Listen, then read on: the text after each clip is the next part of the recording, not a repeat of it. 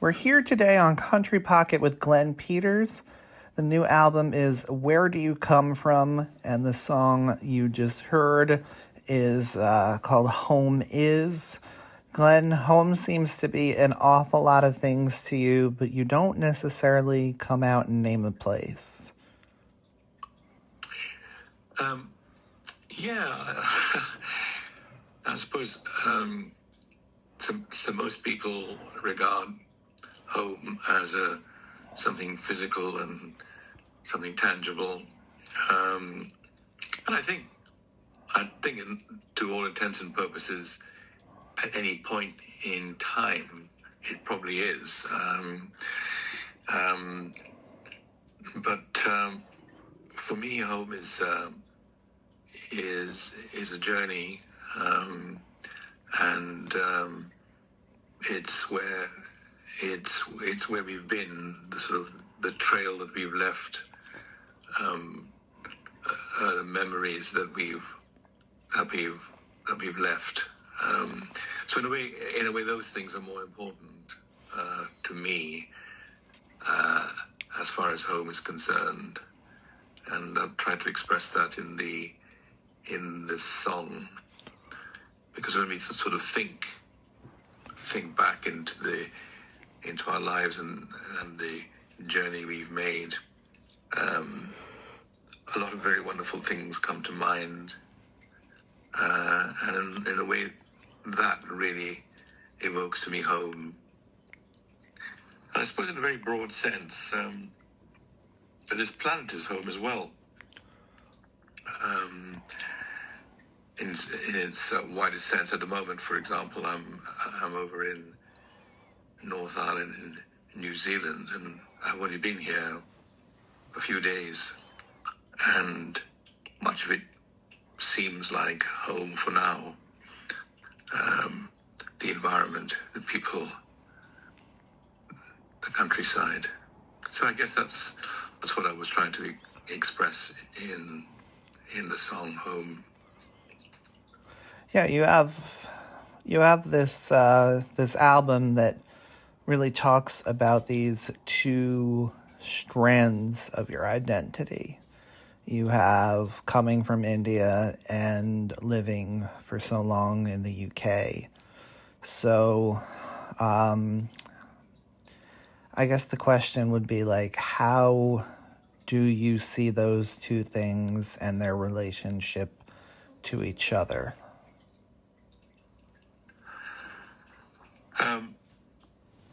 Obviously, one is a physical place, and then there's another place which is a spiritual place, and I think the two move in and out of each other. So, from the point of view of a physical place, yes, I was born in India.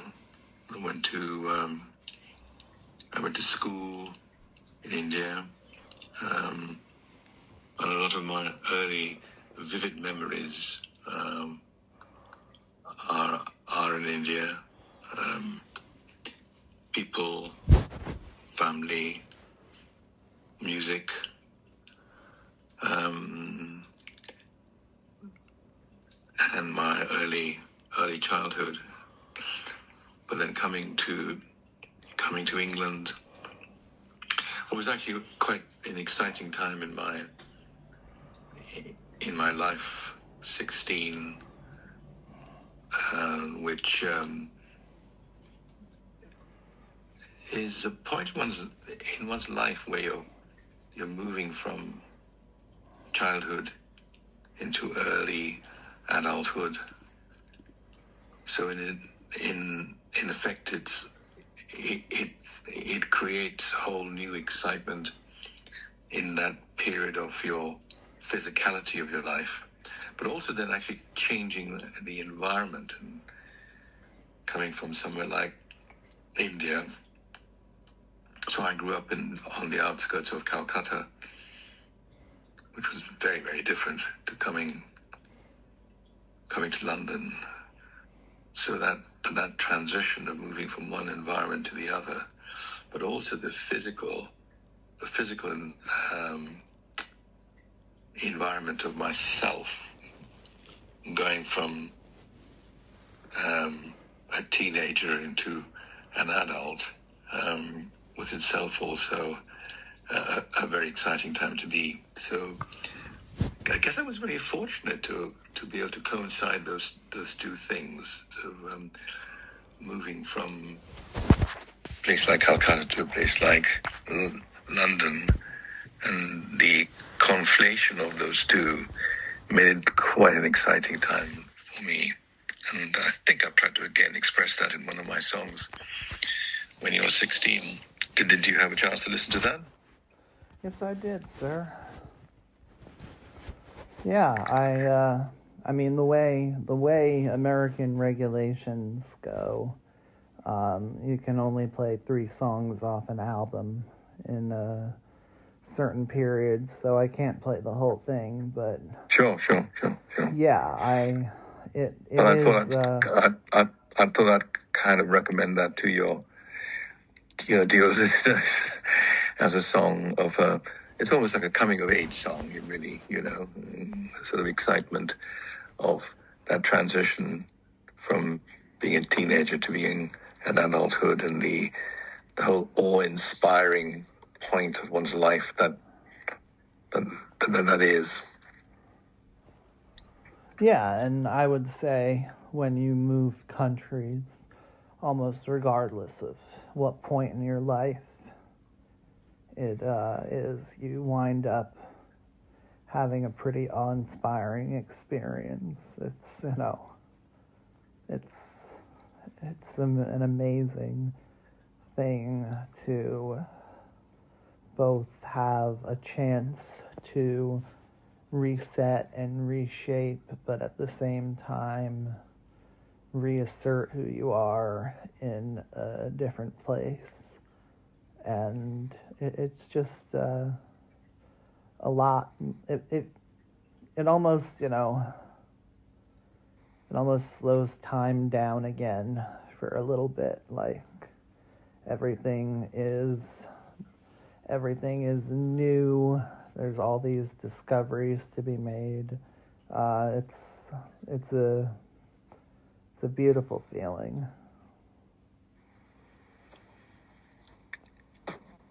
So. And there's, sorry, go on. Yeah, no, you go ahead. No, and you sometimes you leverage your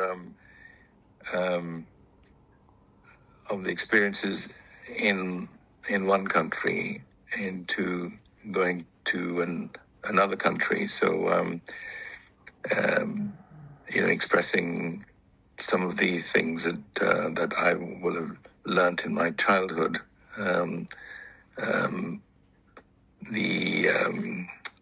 I guess the love of music, the love of exploration, trying to find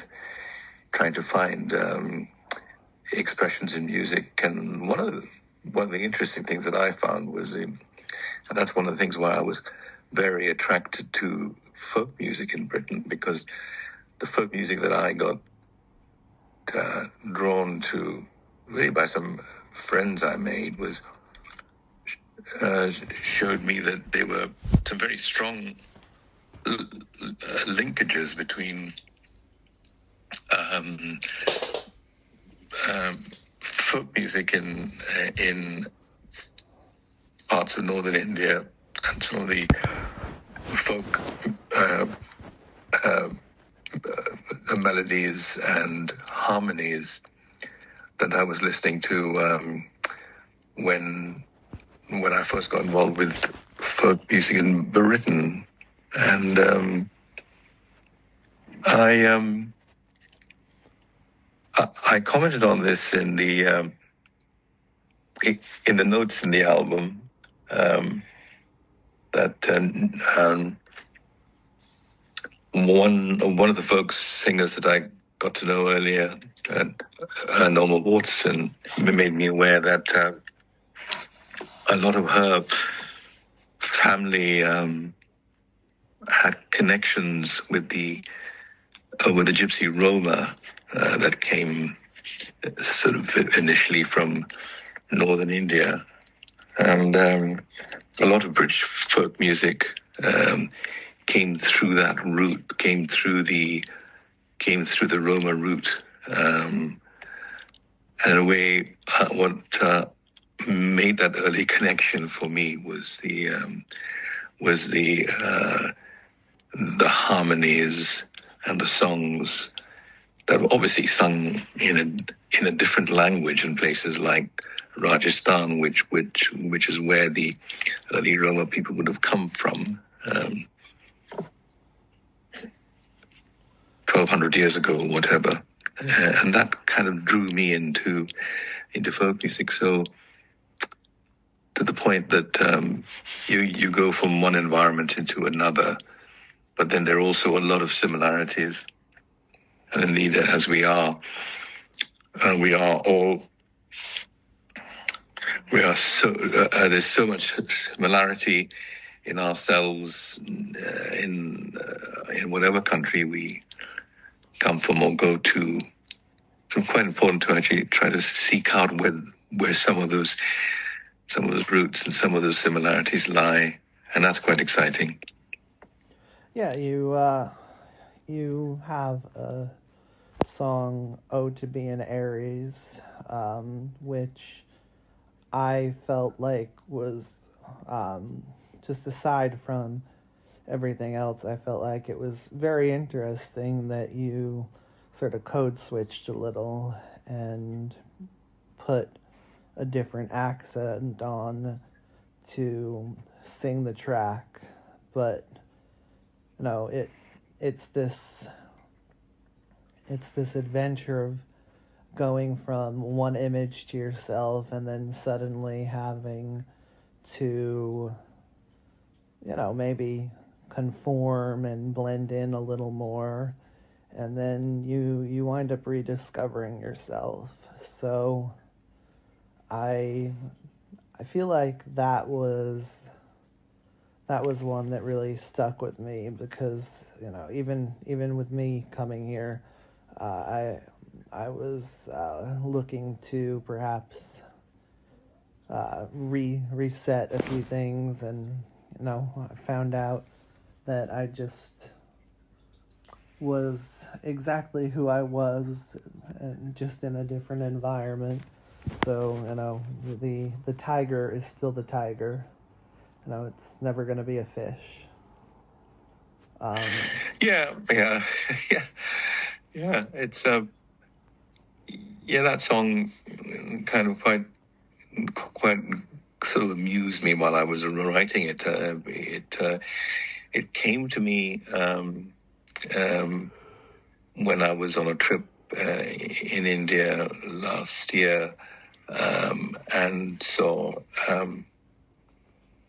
a ritual in a temple of two people getting married, and talked to them and found out that how important their sort of astrological compatibility was in the blessing of the wedding, so then when I looked into myself, and then so found out that would that wedding be astrologically compatible if they just shifted the dateline by 3 hours, for example? Would it still be compatible if it were in Britain? And I found that was quite an interesting thought to play around with, as indeed myself. I didn't change when I went from when I crossed the date line, from Britain to India, from India to Britain. And then latterly to find that it's got absolutely nothing to do with a date line.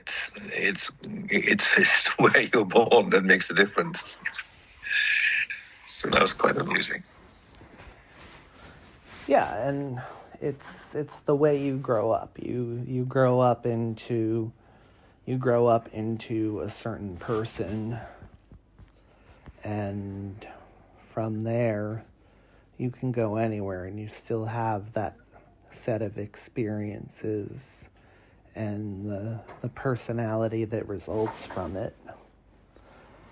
When you got to the UK, coming off a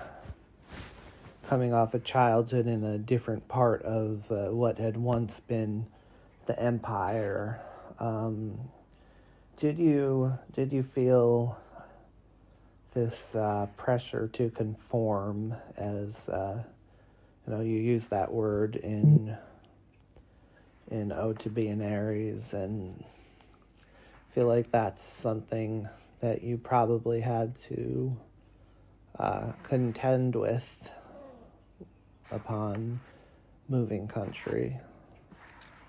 Well, not so much in terms of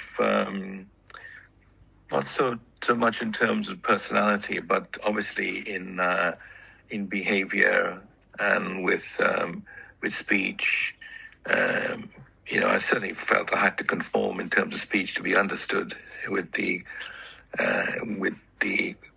company I kept, with the people I worked with, and so yes, I had to conform in terms of how I spoke, the speed with which I spoke, and obviously there's a certain level of excitement in which I would have been brought up to speak. I've been quite used to being quite excited in the way that I would have expressed myself. So I felt I had to moderate some of that, and yeah, so I did change the way that I sort of interacted with people, but also in terms of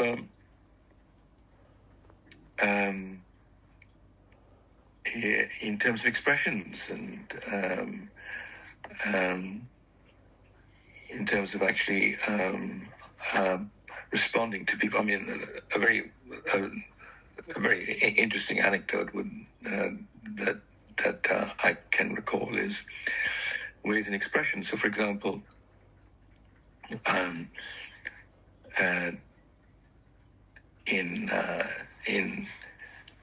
in Britain, it was quite common for someone to ask you to do something with a term that might be like, would you like to move box A to room B, and if that item, the box, was quite a large one, or if you were quite comfortable where you were sat, you would say, well, no, I wouldn't like to. But in fact, the like wasn't an expression in terms of giving you the option. It was saying, will you do that? So I found those sort of interactions quite confusing. And so initially I'd say, no, I wouldn't like to do that. So, there were some examples that were changes in how I had to behave and interact. Yeah, the people in Wales are always asking if you're okay, but they're just sort of being polite and saying hello. Yes, yeah. It's the same as how are you, just phrased in a different way. And at first I was like, yeah, of course I'm okay. I'm good. Yeah. And then, and also sometimes, a one word expression of no just sounds too rude, so you almost have to sort of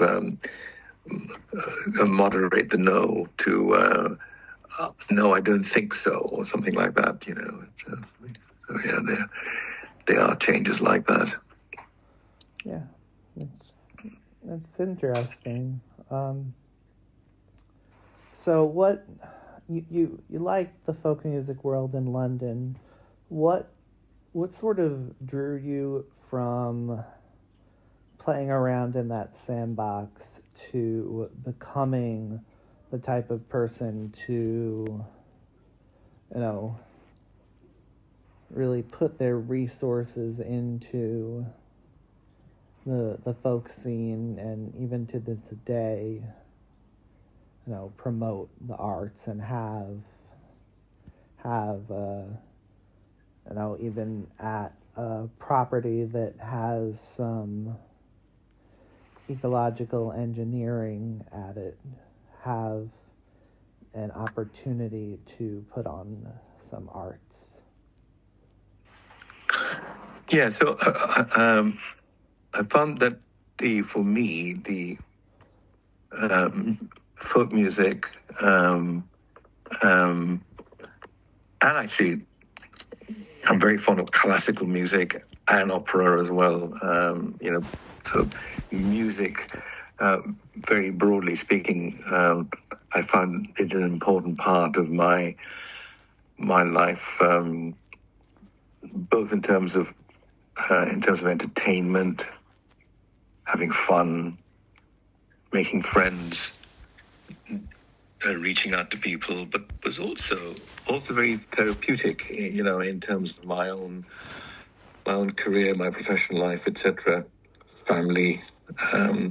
So it wasn't the main focus of my life. It wasn't something I dreamt about and did all day long, but it was kind of woven into the texture of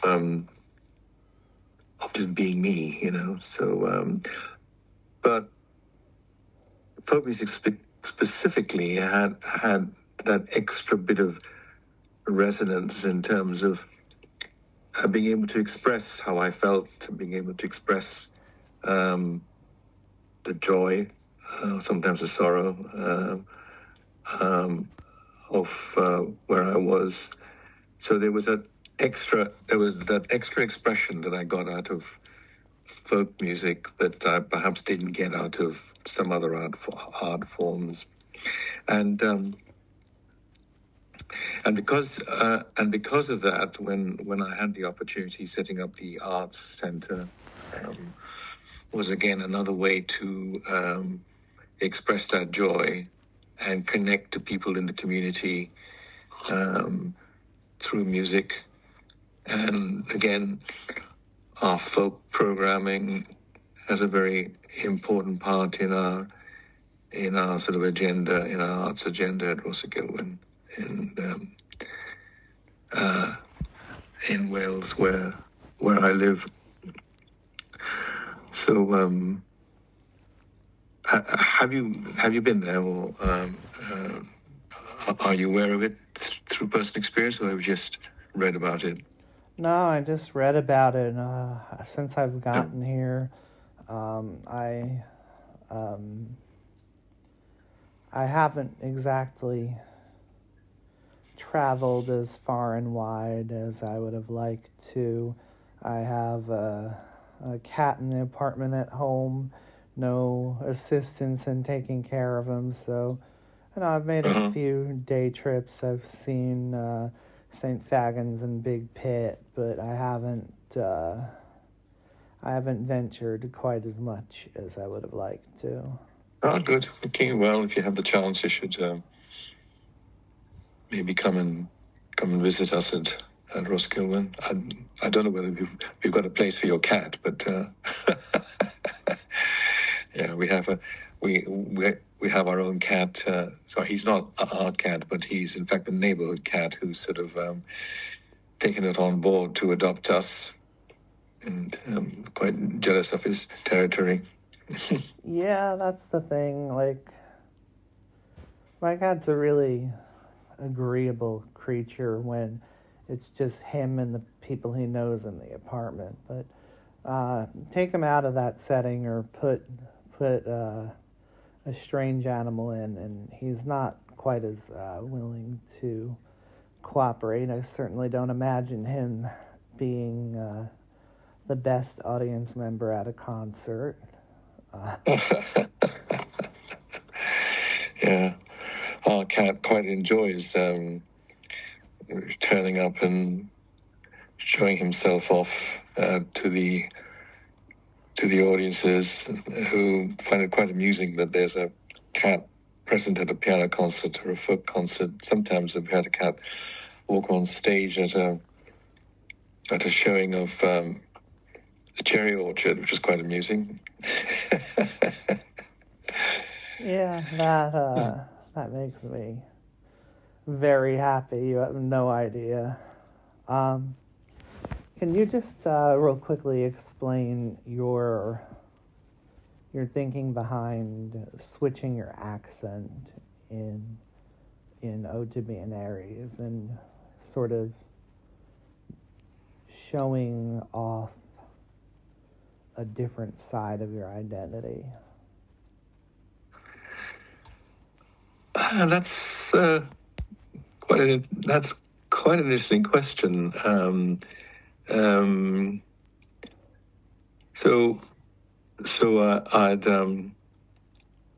I'd always assumed I had the sort of Aryan sort of identity until then, and all the aspects of it, which were sort of act now, think later, don't delay, don't ask too many questions, just get on with things, being quite fiery, all those things that sort of come with the territory. But then with the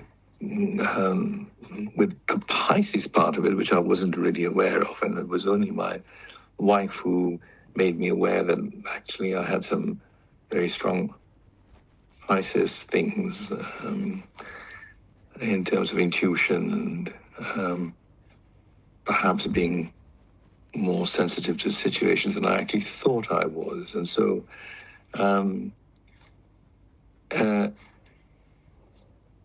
that being aware of those two sides of me, I think, made me perhaps a more fuller person than the one-sided aspect that I always thought I was, and that was to be an Aries. So I guess I used the two sides of me in a sort of